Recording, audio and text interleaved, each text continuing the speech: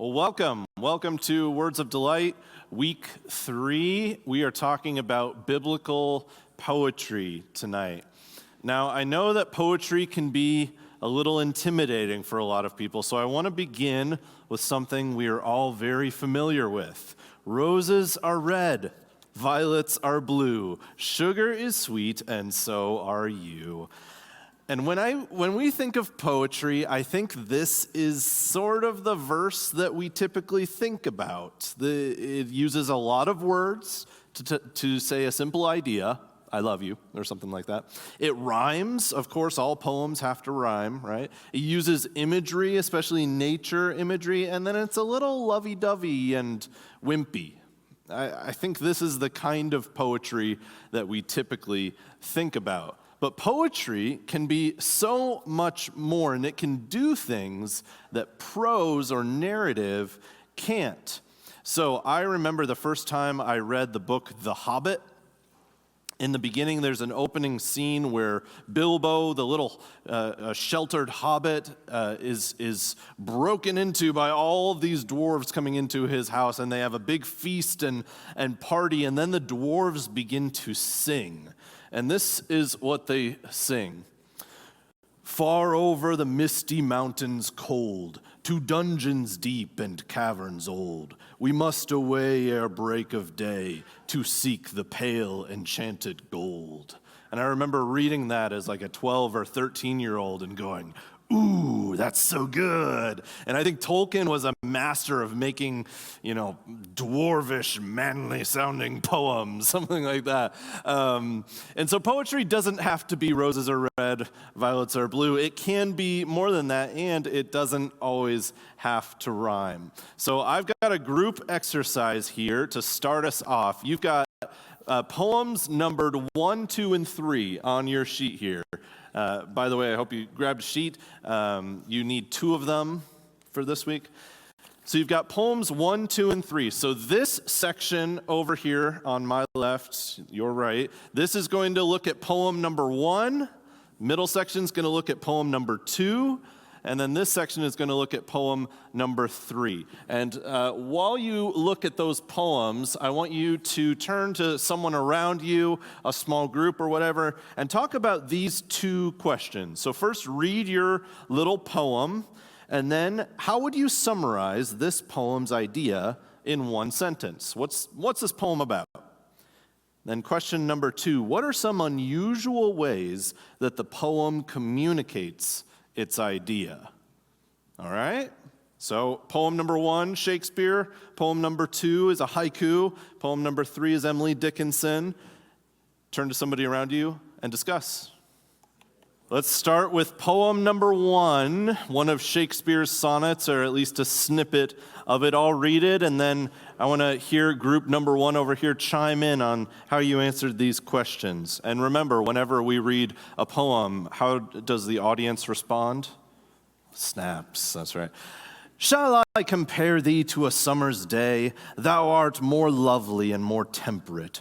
Rough winds do shake the darling buds of May, and summer's lease hath all too short a date. Okay, group number 1, how would you summarize the main idea of this poem, or at least this snippet? Yes, comparing her to a summer's day, and you were even better than that. Great. Anything else? Yes, lists out the bad parts of summer, and as the sonnet goes on, he continues to do that, yeah.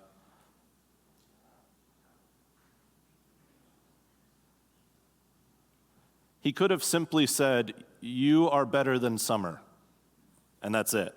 But instead, he chooses to write this poem, so what is he doing there? Why? What in the poem makes it unusual?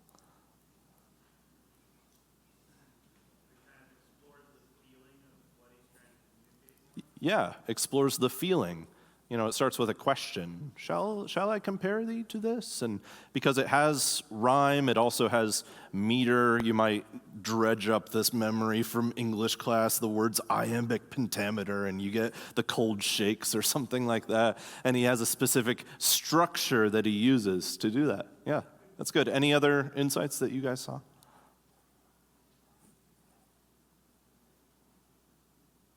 good. Group number 2 has the most people, but you also have the shortest poem. So let me read this famous haiku from Matsuo Basho. An old silent pond. A frog jumps into the pond. Splash! Silence again. All right. Okay, so what's the idea of this poem?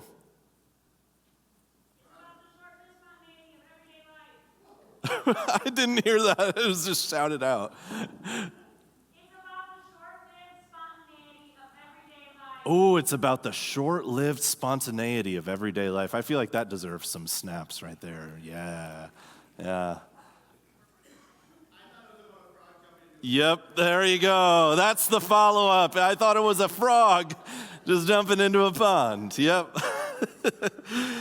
Now, what are some unusual ways that this poem communicates that idea? How is it different from the first one we saw, and so on? Yes, you learn about the frog a little bit late because he jumps into the pond and then he splash. Silence again, yeah.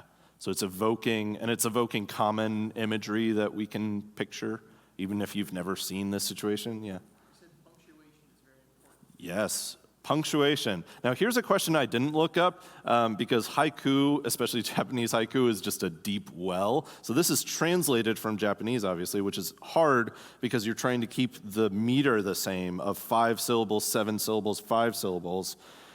And I don't know if punctuation also transferred over. So what I found when I was looking up this haiku, which is a very famous one, is that there are different English renditions or translations of that. But yeah, notice the ellipses, a comma, an exclamation point, and a period. None of those punctuation marks are repeated, and there's not even full sentences here. Yeah. Anything else from this haiku? Yes. Do you remember what that is called?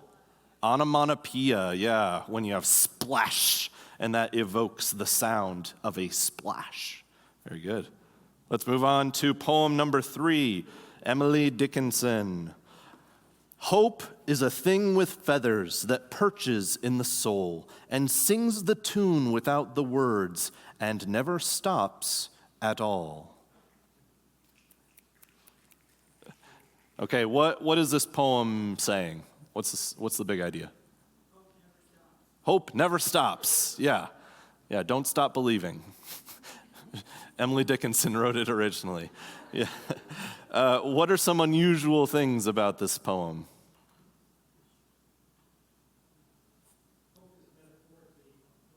Yes, hope is a bird here.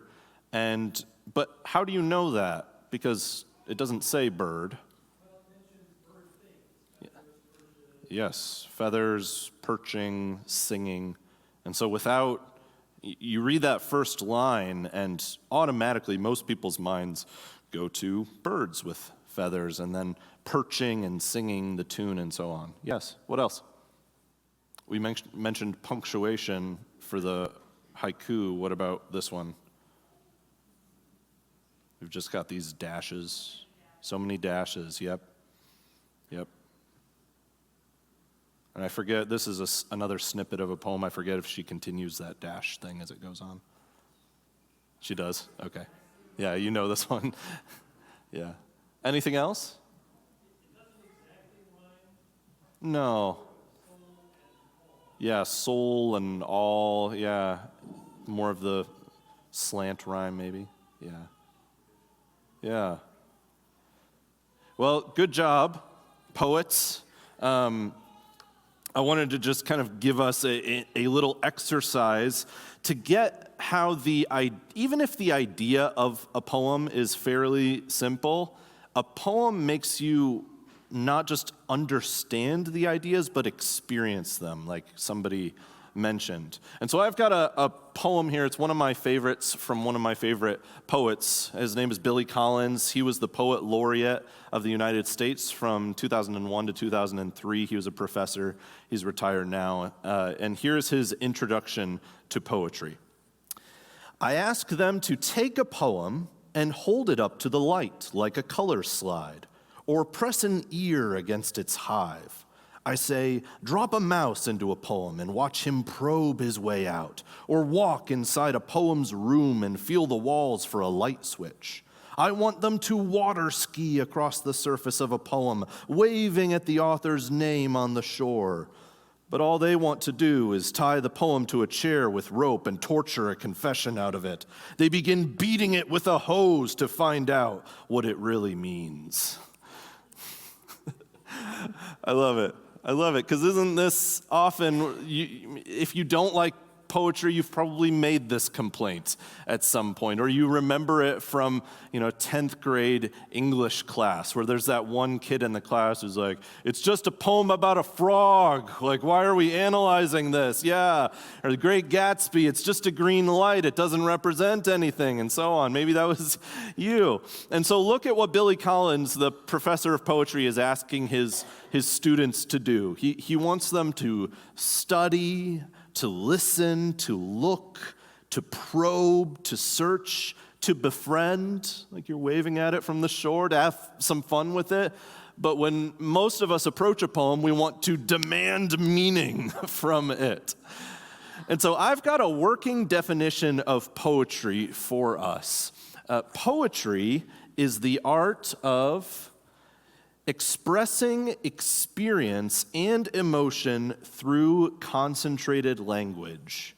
Expressing experience and emotion through concentrated language. If you want an even shorter definition, because this is Poetry Week, here's a 2-word definition. It's heightened speech. Poetry is heightened speech.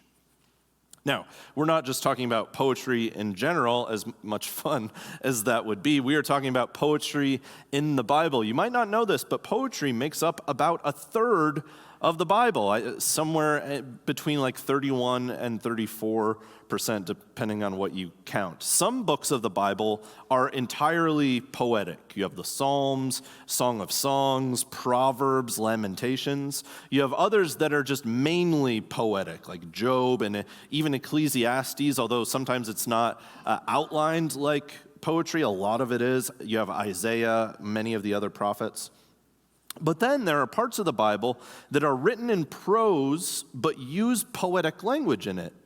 So in some sense, every page of the Bible uses poetry to some degree. It uses allusions, parables, imagery, riddles, and oftentimes even biblical narrative, which we were talking about last week, will pause for poetic breaks. So, for example, the story of Deborah and Barak fighting against their enemies in Judges 4 and 5. So Judges 4 and 5, if you don't have it off the top of your mind, there's a group and they're gathering together, the people of Israel, against Sisera, the Canaanite, who runs away from the battle, and he finds a woman, and he says, hey, can I hide in your tent? And so he hides in the tent, and he asks for some water, and instead she gives him some milk, and so he falls asleep.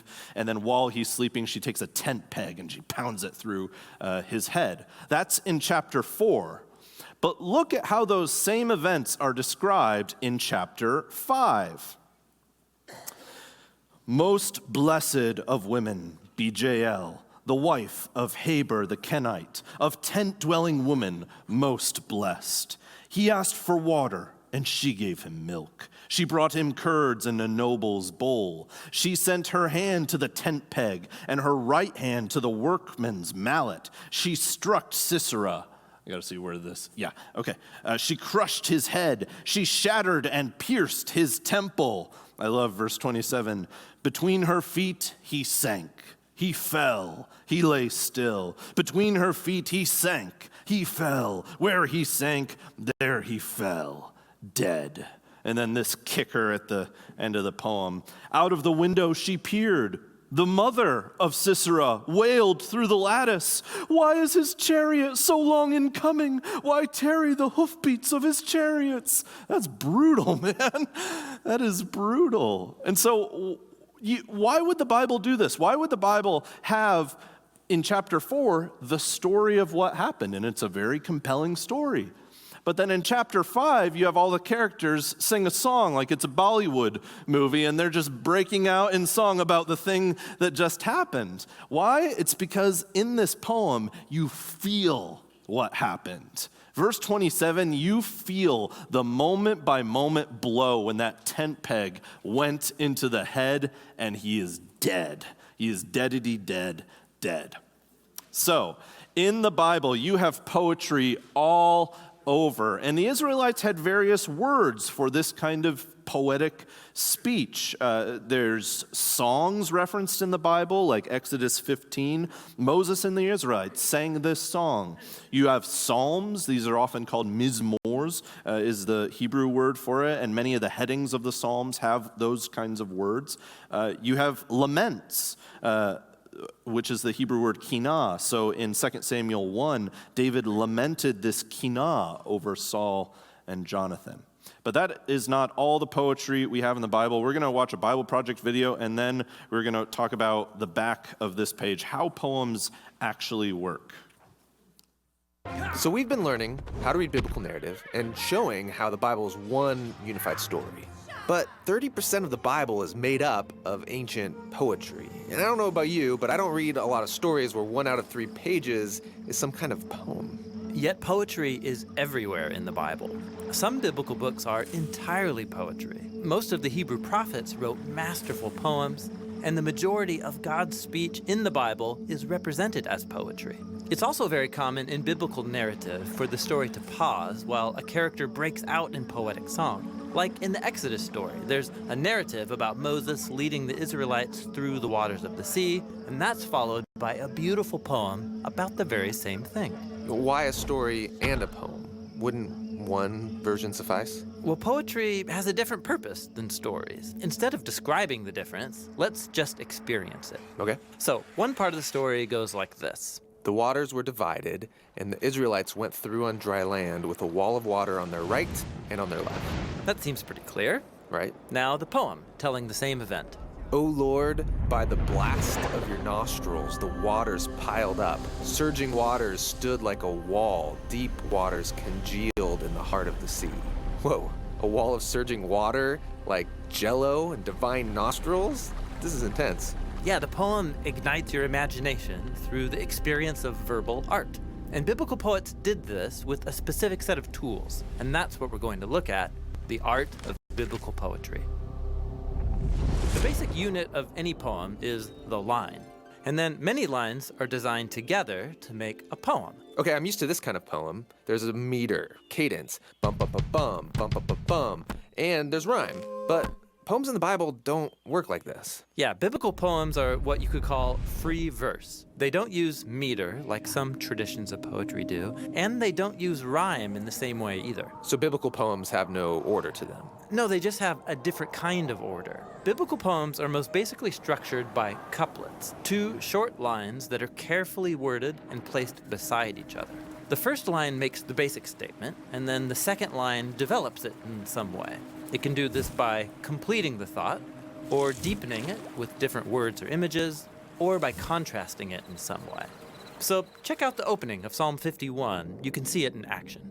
In the first couplet, the poet asks God to show grace and love. But how exactly?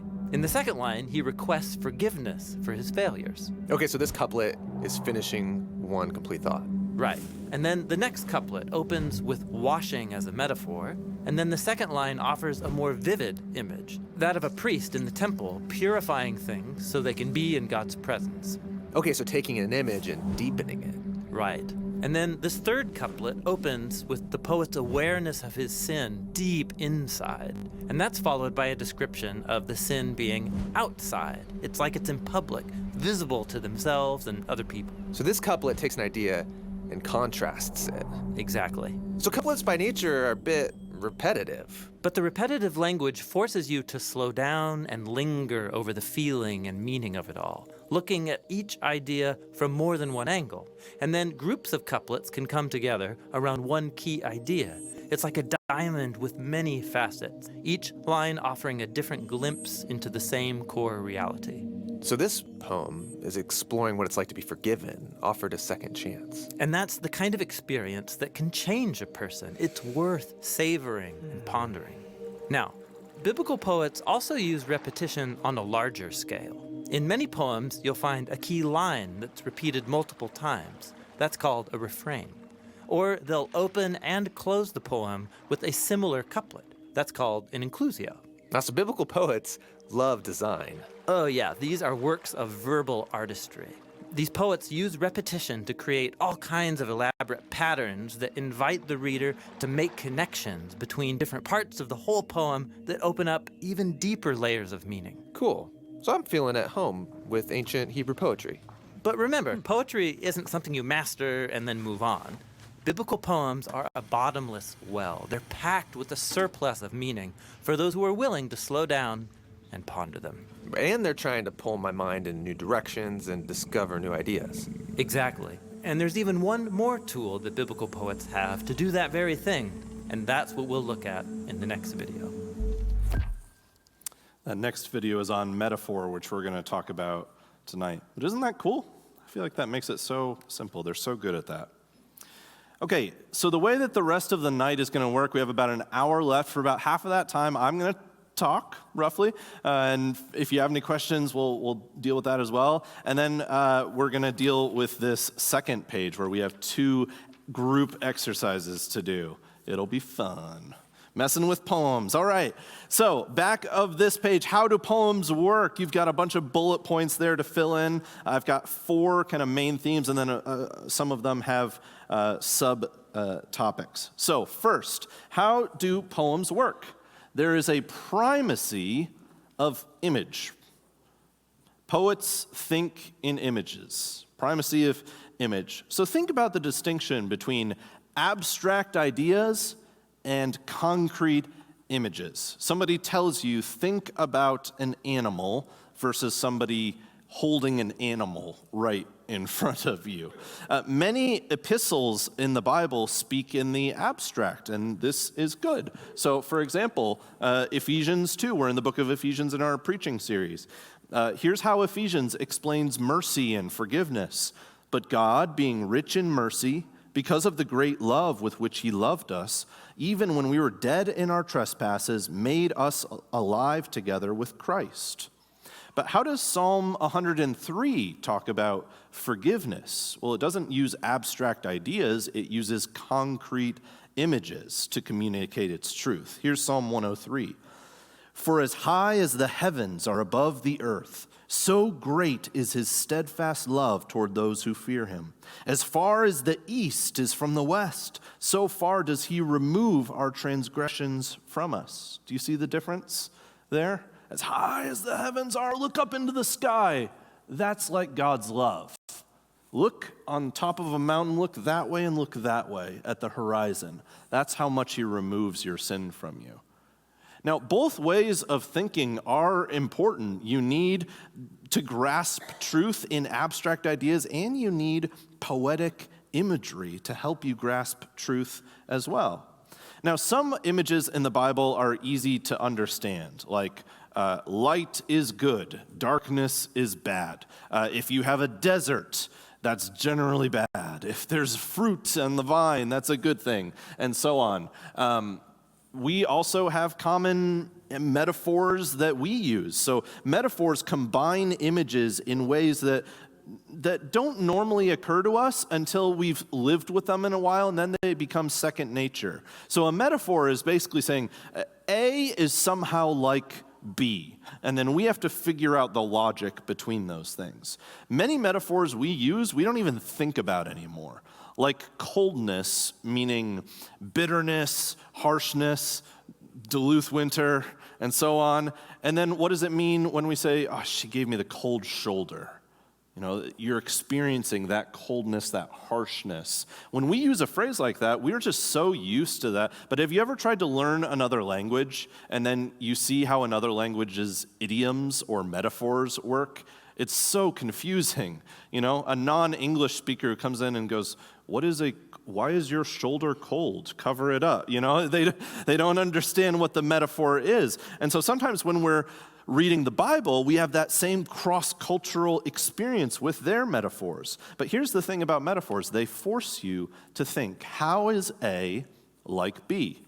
For example, Psalm 104 here says that God makes the clouds his chariots.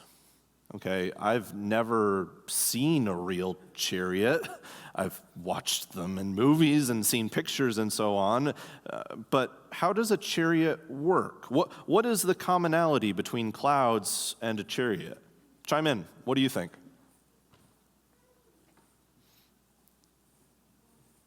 Moving across? Yeah, chariots move. Clouds move. Good. What else? What's the similarities? They carry? Yeah, they carry stuff. Yeah. They're quick. That's right. They're very quick. And so you see those clouds moving across, and so the poet goes up and goes, wow, if God dwells in the heavens, maybe not literally like they are his chariots, like he's a Greek god or something, but you can kind of see that similarity there. How are clouds like that? And just reading that one line of a poem and thinking about that metaphor causes you to pause. Here's another one from Psalm 69. So imagine that you are in a chaotic sea, you're in the middle of Lake Superior on a lifeboat, and it's storming. The winds of November came early, and so on. And you're in the chaotic sea there. And now imagine a different scenario. You're in a room, and you feel like everybody in that room is against you. You have scowls, you have glares, like everybody is watching every move, and they're trying to take you down. And that's the comparison that the psalmist uses in Psalm 69. So he says, "Save me, O God, for the waters have come up to my neck." And we go, oh, this is a poem about someone drowning or something? I don't know. And then in verse 4 we read, "More in number than the hairs of my head are those who hate me without cause." So we go, oh, this person is feeling like they have to claw their way, like they're in the middle of a stormy sea because it's danger all around them with these enemies around them.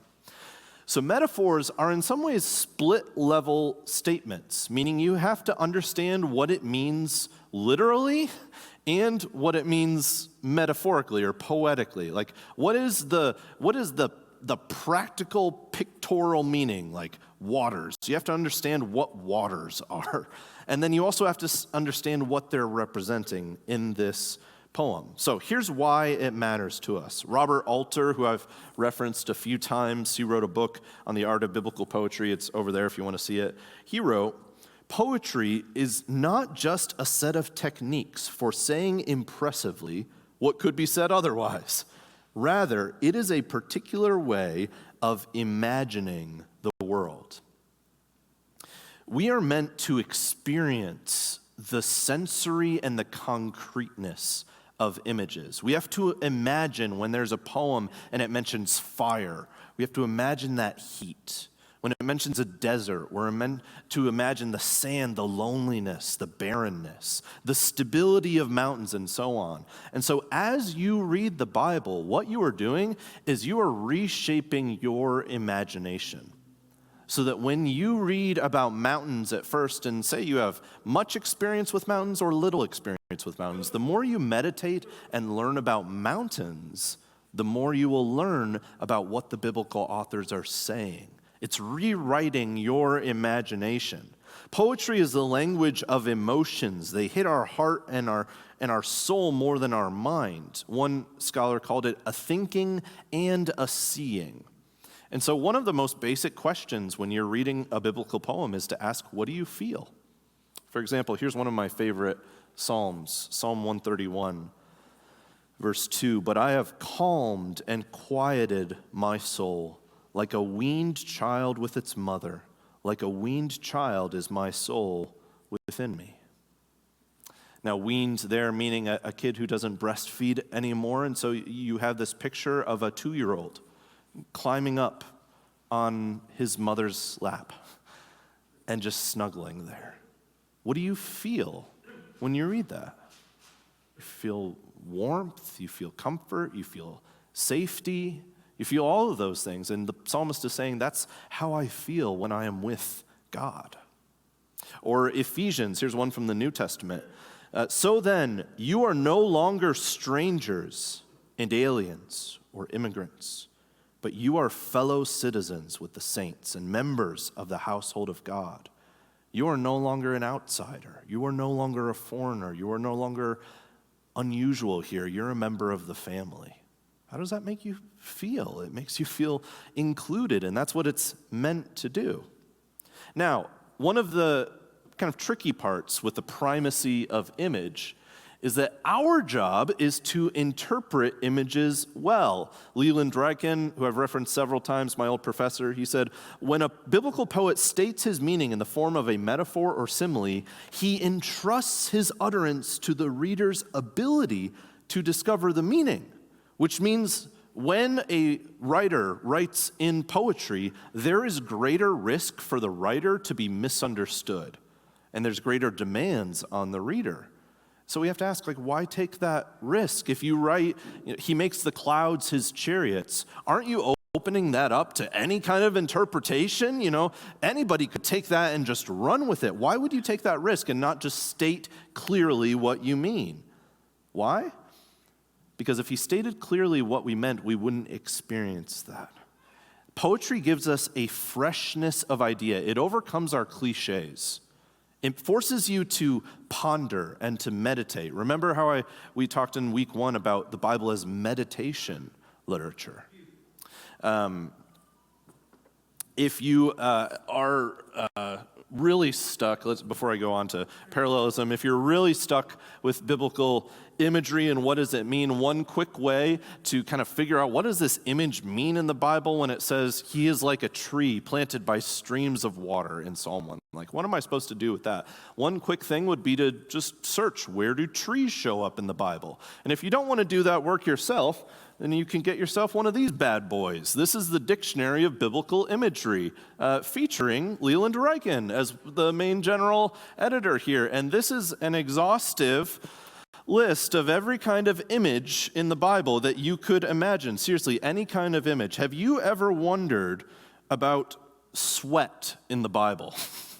Have you ever wondered about walls in the Bible, or the number 40, or horses? And it'll just go through and say, here's kind of how horses are used, and here's what they seem to symbolize, but it symbolizes that here, and then here it's used as something else. It is a fascinating and very nerdy read. If you also are reading the Bible and you're like, I should just email Mike and ask him to look it up because I don't want to buy this for myself, then I would be so happy if you emailed me and said, I'm confused. What are apples doing here? What do they mean? And then I can look it up in that book, or you can get one for yourself. But that is biblical poetry and the primacy of image. Any questions so far? Let me pause before moving on.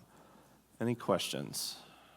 Yeah. So the question is, what if we don't know what to do with an image? In the psalm that we look at later, Psalm 29, there will likely be some images that you don't know exactly. So part of this is poems are not meant to be read quickly and once. Poems are meant to be read slowly and multiple times. As opposed to, you read the story of David and Goliath, sure, you're not getting everything, but you're probably getting most things. Whereas if you read the Psalms, they're meant to be read over and over again. The other thing about poetry is that similar to every kind of reading in the Bible, you understand it by what comes before and what comes after. So if you're reading through and there seems to be a line that you're stuck on and you're like, I don't know exactly what that means, it's likely that one of the other lines will help you around there. And then if you're still having trouble, again, meditation, communal literature, this is where you go to other people, your friends, your city group, commentators, and you say, okay, there have been a lot of other people who've thought about the Bible other than me. Can I get some help here? Because I don't quite understand this image. Does that make sense? Cool. Yeah, Ben.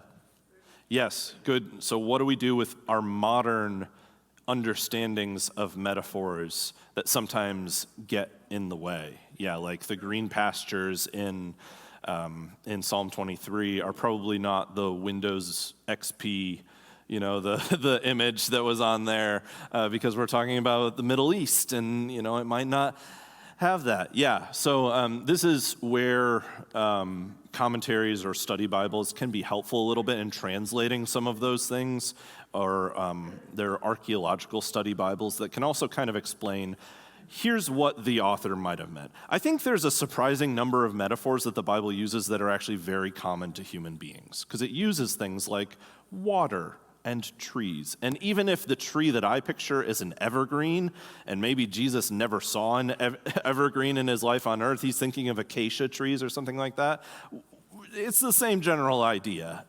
And then when you get more specific, maybe that's where you can ask for more help or do a little bit more research. Yeah, good. Let's talk about parallelism. This is big. Parallelism is the main structural thing you need to understand about how poems work. So as the video said, parallelism is two things put right next to each other. C.S. Lewis called it the practice of saying the same thing twice in different words, which is not quite accurate, but I appreciate it, Lewis. This is a poem from a guy named John Hollander.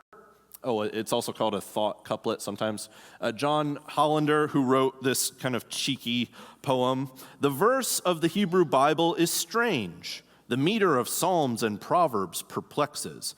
It is not a matter of number, no counting of beats or syllables. Its song is a music of matching, its rhythm a kind of paralleling. One line makes an assertion, the other part expresses in other words. Sometimes a third part will vary yet again. I love that. That's clever. He's teaching us how biblical poems work by using a poem. I like that. So there's been a lot of scholarship about different categories of parallelism, and some have 500 and some have 3. And so here's 3. 3 different kinds of parallelism in the Bible. You have synonymous, synonym, expressing the same content or similar content twice. So Psalm 46:7, the Lord of hosts is with us, the God of Jacob is our fortress. Or Psalm 47:5, God has gone up with a shout, the Lord with the sound of a trumpet.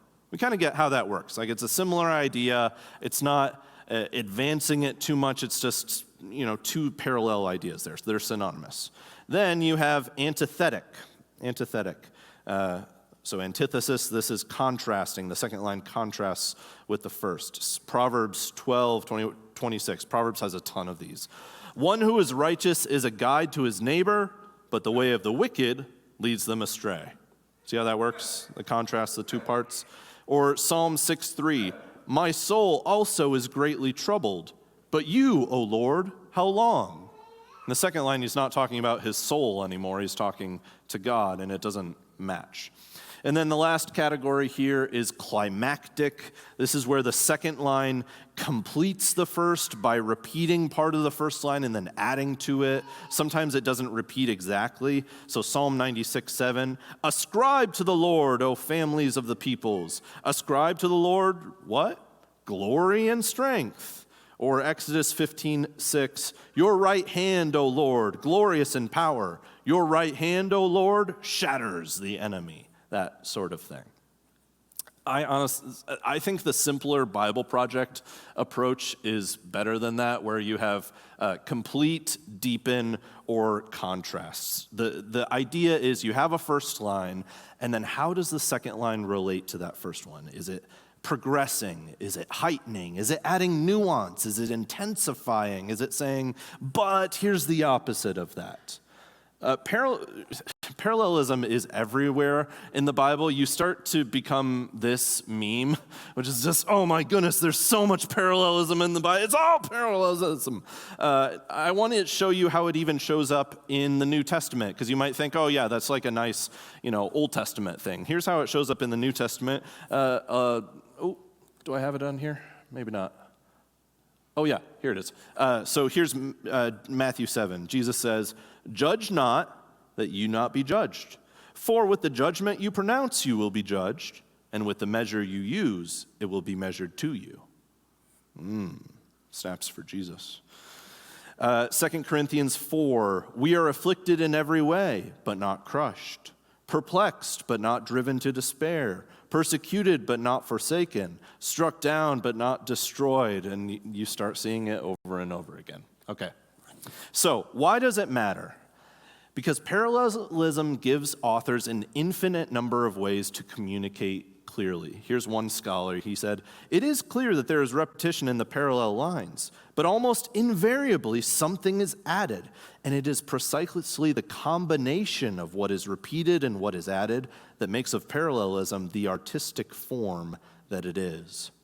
So you might not know this. This is a fun stat. In the Psalms, guess how many times the poets ask God to hear their prayers? Let's take a guess. 840 is 150 Psalms. Yeah, it's 29 times. Here's a sampling. Here's the thing. Of those 29 times, none of them are identical. O God, hear my prayer. Listen to the words of my mouth. O God, hear my cry. Pay attention to my prayer. Truly God has heard. He paid attention to the sound of my prayer. Yahweh, hear my prayer. Listen, O God of Jacob. You get the idea. None of them are quite exactly the same. Now, this is important because remember that the Bible is oral literature. Most people didn't read the Bible like you and I read the Bible. They listened to the Bible. And so it makes it easier to remember if you have these repeated lines, because once you have one, oh yeah, that sparks memory of the others. It also trains the reader to think in comparison and contrast. Oh, how is this like this? How is this not like this? This is wisdom literature. It puts the juxtaposition of lines there to have unexpected pairings of words. All right, I'm going to speed up a little bit.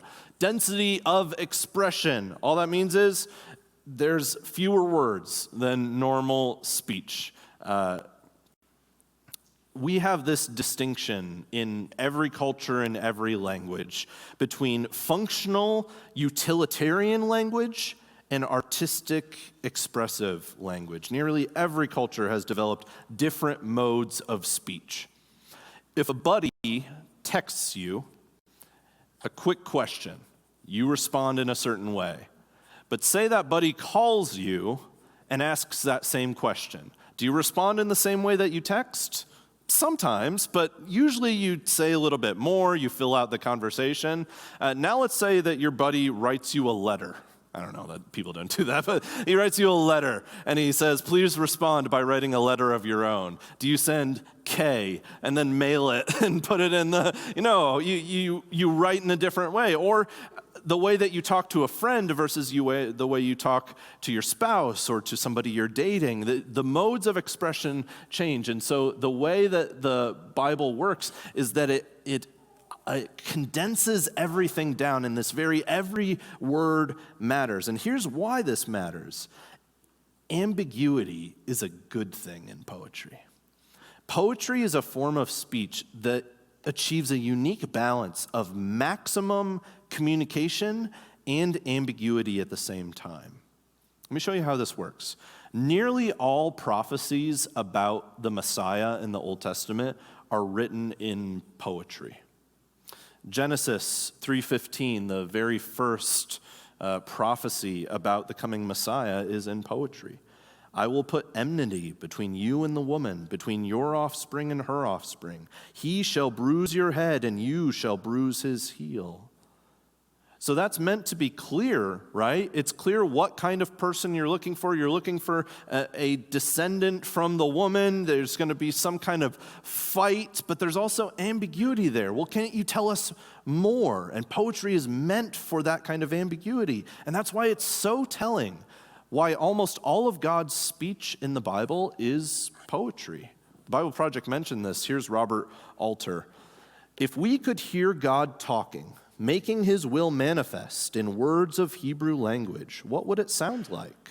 Poetry is our best human model of intricately rich communication. It's not only solemn, weighty, and forceful, but also densely woven with complex internal connections, meanings, and implications. It makes perfect sense why divine speech in the Hebrew Bible is most often represented as poetry.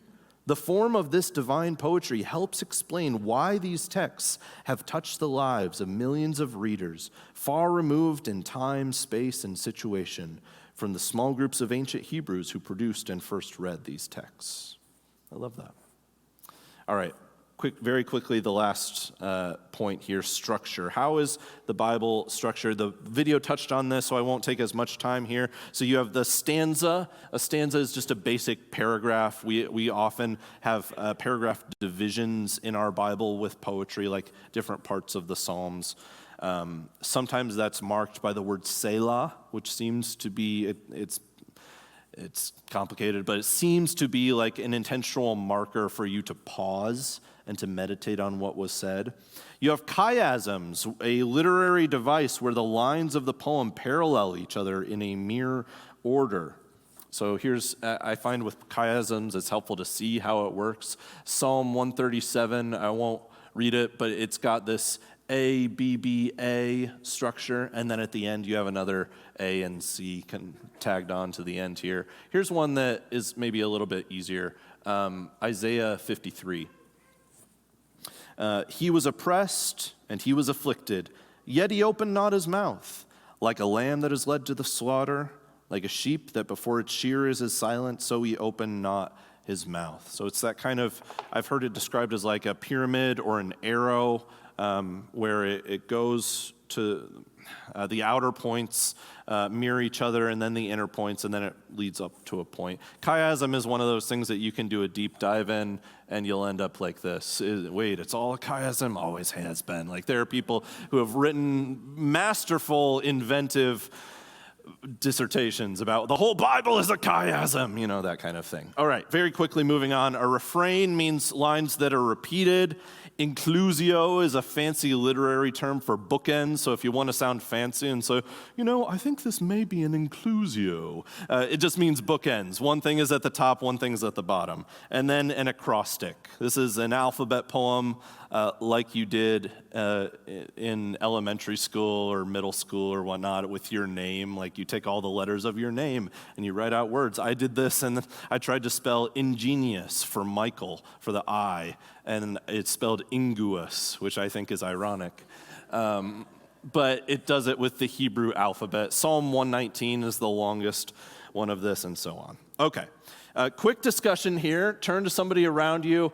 Which of those ideas that you wrote down, which gets you the most actually that's kind of cool. This is exciting about biblical poetry. Hopefully there's something in there that's like, whoa, I want to dive deeper into this. Turn to your neighbor and talk about that. Okay. I want to make sure we have time for our exercise. We're actually going to skip exercise 1, which is study a psalm, Psalm 29. As I've been going through the woven psalms, a little shameless plug here, Psalm 29 is one that surprised me. It surprised me about how much it stuck with me.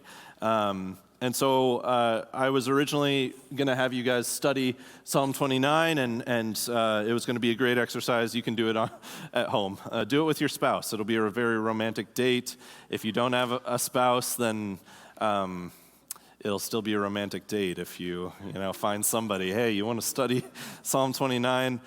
Or you can, I was going to say a date with your pastor, but that's just weird. Okay, moving on. Oh, man, this is being recorded. So instead, what I want to do is I want to talk about the Psalms, because I love the Psalms. And most likely, if you're thinking about biblical poetry, you're probably going to think about the Psalms first. The Psalms are the prayer book of God's people. And there are many different ways to categorize the Psalms, but this is as good a way as any. So I've got 8 categories of psalms here. Psalms of praise, lament, thanksgiving, confidence, kingship, remembrance, wisdom, and anger. And so what's going to happen next is we're going to divide into 8 groups, and you are going to send a representative up after you guys study a little bit, and you're going to teach us the Psalms, okay? So you are going to choose a type of psalm. I'll assign one to your group, and then you're going to glance at a few of those examples on there. Just glance at them. You don't have time to read them all. Just glance at them and say, what are some common, unique features of this kind of psalm? What are some unique features of this kind of psalm? Don't feel like you need to read all these clearly. Just get the gist. You're going to teach the rest of the class. Tell us what you discover, and then I'll kind of jump in with some suggestions on my own. So you guys are going to have 10 minutes to do this, okay? Write down bullet points. And so I don't know the best way to do this, but I don't know. Who wants to be the praise group? All right, I saw a hand back there. That's going to be the praise group. I don't know who you are. Who wants to be the lament group? Sad group. Who wants lament? All right, you guys get together. You come up front because she has a baby. Who wants Thanksgiving? All right, Thanksgiving, cluster around with these people. Who wants confidence? Psalms of confidence. All right in the middle there. Psalms of kingship. Kings. All right, good. Psalms of remembrance. Need some remembrance back there. Psalms of wisdom. Wisdom, and who's got anger? Psalms of anger. All right, the angry group over there. Okay, everybody understand what they're doing? You got 10 minutes. Go. Okay. Who is our praise person? All right. So take notes, guys. This is your teacher. I'm sorry. Okay, so Psalms of Praise, these were all obvious songs of praise. And a lot of the psalms in here talked about the good things God has done, the amazing things God has done, and like what we should do about it. Shout, worship, enter his gates with thanksgiving, sing about it, break out all your instruments. Good. Done. Very good, very good. Claps. Claps or snaps. Here's some things that I wrote down to supplement. These are the definitive answers. No. They're also called hymns, songs of praise to God. They're typically sung when our orientation to God is calm and stable and untroubled. Themes of God's attributes or creation, God's work in Israel, joy, happiness, and so on. Lament. Who's our lamenter?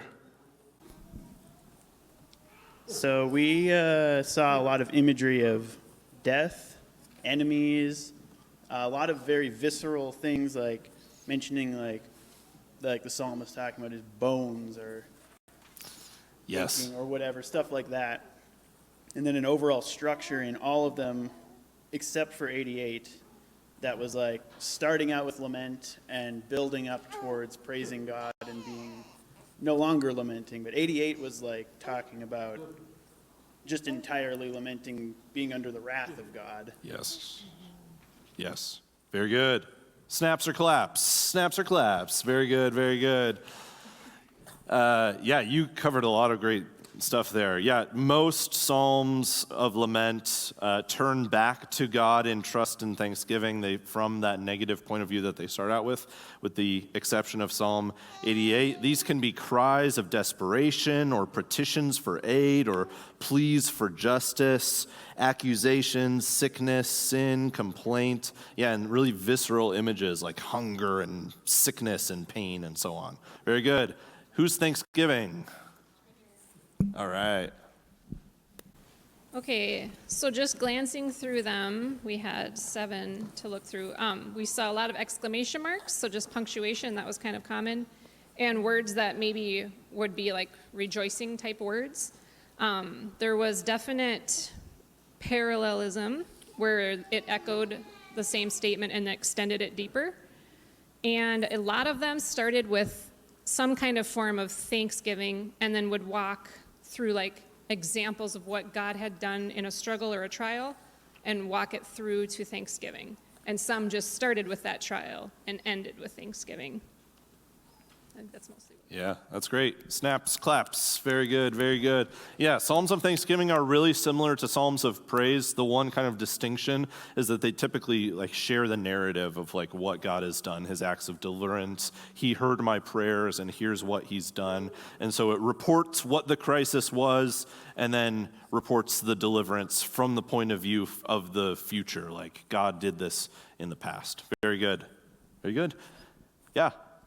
There's no punctuation in Hebrew, so this is a choice by the English editors, but there are other symbols in both Hebrew and Greek that point of, this is probably a thing that you say excitedly. Oh Lord, how great is your name? A period doesn't quite do it justice. So it's somewhat of an interpretive thing, but also you can kind of get the sense even without the punctuation. Yeah, good question. Okay, let's see, who's next? Confidence. Jim is a very confident man. Yeah, right. All right, well, we as we read through those quickly, focus on the attributes of God that bring that's really the source of confidence. When the Lord is in his holy temple, the Lord is my shepherd and he's always with me. He's my light and salvation, so the imagery of it illuminating, and he's our stronghold of my life, or in his house. And then it gets to what is created in us, what is our help, but our hope is when it's in the Lord is forevermore. So. Good. Yep. Snaps, claps. Very good. Yeah, confidence is this place of faith and trust. It typically has a central image, like Psalm 23 being the kind of main example of the Lord is my shepherd, and then it follows that theme throughout, resting in God, a mature sense of calm or peace. Yeah, that's good. Kingship. Where's our king? That's right, Will. All right, kingship. So we had lots of stuff about powerful king, victory in battle and victory over enemies, and those under his kingship are protected by the powerful king. Yes, very good, very good. Snaps, claps. Yep. So kingship either as the earthly king or the divine king.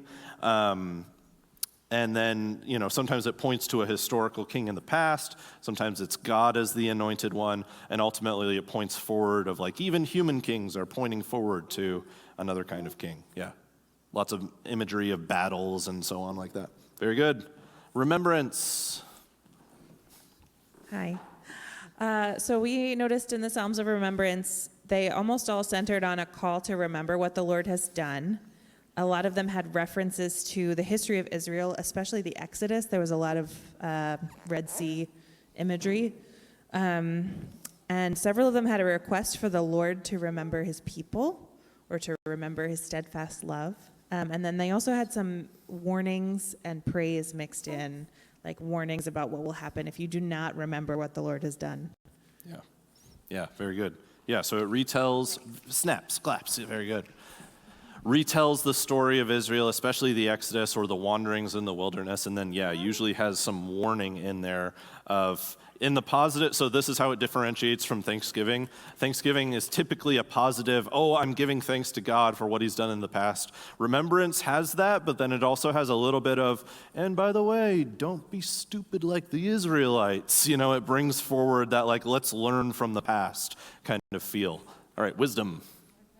So wisdom really looked at basically good versus evil. So the people that are blessed, his people, the blameless, the truthful, those that fear the Lord, versus the wicked, the fool, the vile person. And the good inherit the land and get good things, and they're blessed and they're honored, while the vile perish, they melt away.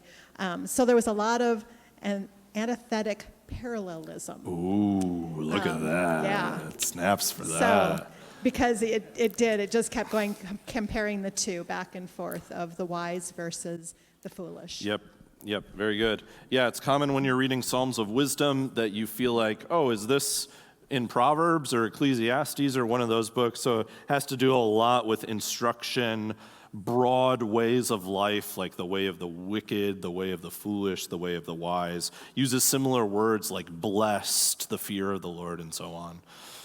Okay, last but not least, the angry one. When I was coming up here, I heard a group member say to a different group member, "May you be childless forever." And I think she was quoting the psalm. But we might have beef in our group, I don't know. We noticed that there was a lot of judgment that was asked by God. It was like David seemed to be suffering like in a significant way. He was talking about how horrible he felt, and it was really emotionally vivid in some of them. And then there's a lot of combat and a lot of destruction. And it was like he was asking God, but like it wasn't just his personal issues, it was like beyond that. So he was asking for judgment on behalf of God, almost like he was asking, God, remember that you said you'd kill all these people. Please, it'd be a good time right now. Yeah, very good, very good. Yeah, Psalms of anger, also called imprecatory Psalms. These are meditations on vengeance and justice. The enemies of the psalmists here are not to be demonized, but taken seriously. They're really asking God, take seriously what my oppressors have done. And so they wrestle with the cycle of violence and the need for God's judgment on evil. There's a lot of hyperbole, a lot of exaggeration. There's metaphors about the vicious nature of evil people. They're like animals and so on and so forth. And they're praying for terrible things to happen to their enemies. Usually it's because those terrible things have happened to them. And the psalm is the way that they are processing that in the presence of God, bringing it to God. They are really disturbing. There's no way around that. And I think they're meant to be. There's a lot of emotion and grief. Like if you were talking to a survivor of some horrific trauma or a war survivor, they don't speak about those experiences in calm language unless it's been a long, long time. They speak about it with raw emotion. And the important thing about the Psalms of anger is that they are still psalms. They are still taking those prayers to God and not saying, I'm going to go out and do these things, but God, I'm going to bring you even my most angry, even my most ugly thoughts, and I'm going to bring them to you. And so on that chipper note, next week, we're talking about the law, the letters, and everything else in the Bible that we didn't touch on here. But really, we've talked about narrative, and that's about half of the Bible. We've talked about poetry, and that's about a third of the Bible. So we're just talking about the last, math, 15 to 20% of the Bible. So it should be fun. But what questions do you have about poetry or anything else that we've been talking about? We've got about 7 minutes left. What do I recommend you do if you don't like the poetry? Don't read a third of the Bible. No, it's probably worth meditating a little bit about what you don't like about it. Because, there will probably be... The gut reaction of, I don't like this, is pretty normal and common. I think all of us have that for various parts of the Bible. But it maybe be helpful to narrow down what specifically is tripping you up, and then is there something I can do to learn, like something we've talked about here, or maybe I just need more practice, or honestly, I was a poetry and theater kid in high school. That should be obvious. But what I've discovered is that even people who dislike poetry do like some poetry. Like some of the most ardent haters of poetry just love, like Kendrick Lamar's lyrics. And he's a brilliant poet. And so we're just talking about what kind of poetry you don't like. Yeah. Maybe I haven't found the right psalm for you. Yes, so the question is, which structural things in poetry in the Bible have I found the most helpful to look for? First of all, it's really helpful to know, and there's no way you can know this unless the commentator or a study Bible tells you, is if something is acrostic. Because if something is acrostic, it's acrostic in the Hebrew, and so it's Aleph, Aleph, Aleph, Aleph in the Hebrew, and you're just reading, it just sounds like gibberish. And so acrostic poems are harder to read in the English because they're not you don't get the flow of thought that you get in the same way. it seems very jumbled, like he's jumping all over the place. You kind of get that feeling with Psalm 119, right? That you're reading one of the stanzas and you're like, what is the through line here? So that's just helpful to know off the top. Oh, this is acrostic. So what acrostics do is like pointillism or like impressionism. They're not attempting to do like a strict linear kind of flow of thought. They're attempting to do like this and this and this and this and this, and then like a Jackson Pollock painting, it'll sort of show you the whole image of what it's trying to get at. And then beyond that, honestly, parallelism, like the other stuff like inclusios and chiasms are kind of cool, but the most basic level, you should be thinking this line goes with this line goes with this line. Sometimes there's a third one, and that's an interesting break in the meter. And so why are these two lines together? Yeah, that's a good question.